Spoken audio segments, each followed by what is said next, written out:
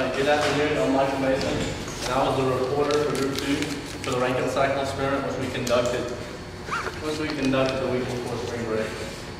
Here's a basic overview of my presentation. We'll go through the lab objectives, which is why we were conducted in the lab in the first place.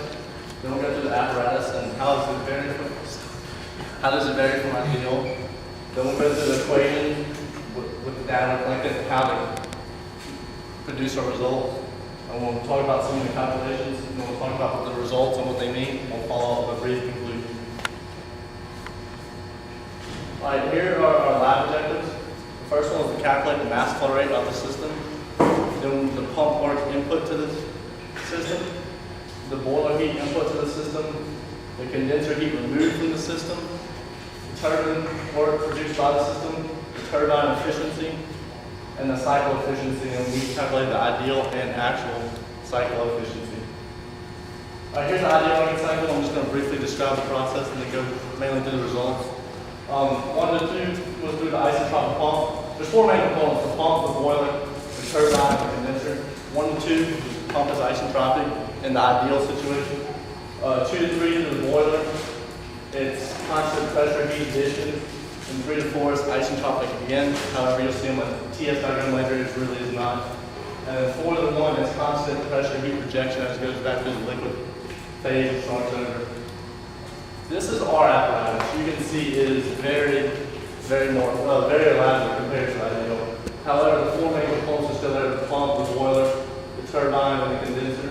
And then we collected pressure and temperature readings throughout the apparatus, and we used these values in our calculations to produce the result. Here are the equations I used to calculate each of the objectives. I'm not going to go through each one because I'll briefly touch on most of them later. But as you can see, there's a lot of objectives for this lab. It took quite a while. Here are my results. I did 2 runs. Both were with a load of 8 bulbs. Each bulb was rated at 25 watts or 110 volts. So the load was 8 times 25, which was 200 watts. So for the first run, I calculated a mass flow rate of about 0.02175 kilograms per second, which seems really low, but it kind of is. And then the pump work in was 13 watts. The boiler heat in was 51 kilowatts. The rate of condenser heat out was 49 kilowatts. The rate of turbine work out was about 1,729 watts. And then my efficiencies, which was the main part of this lab I found, I thought was about 26%, which I thought was really well for the turbine. And then the actual, I calculated for my results, were 3.6%. And then the ideal was almost 13. I thought my efficiencies were, I thought the actual was kind of low, but the other 2 I thought were pretty close to being the right values. And then I did the same thing, using the same formulas for the second run, and you can see they're very comparable.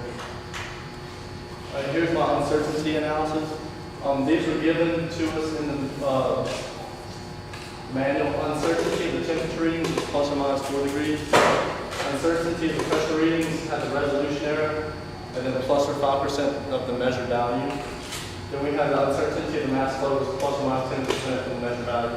So using the equations I learned in instruments and measurements, I calculated uncertainty for the turbine this was the output was 1.729 kilowatts plus or minus, which this is the uncertainty part of 62 watts. And this one we did the same thing of 68 watts.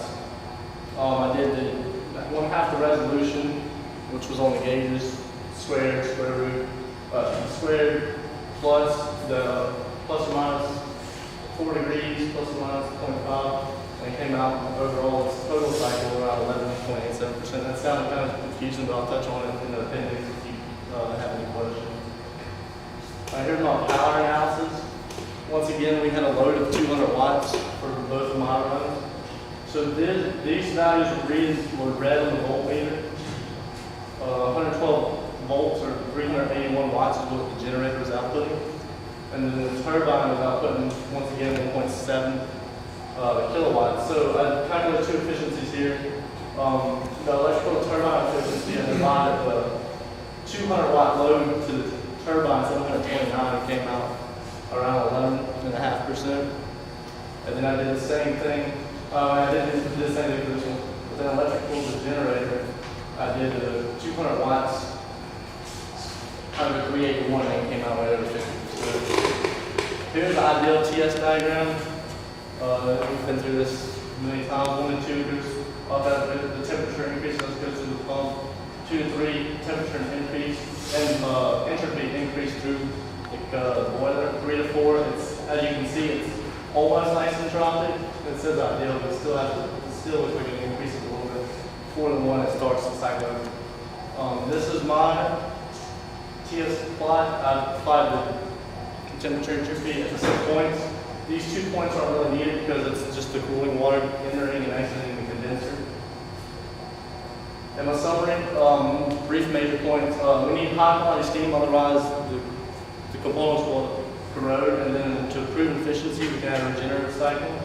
And some of the main causes of NICAC errors were while interpolating and inaccurate readings on the gauges. Pressure gauges don't read below 0, and the view window, depending on what angle you look at it, could be different. Any questions?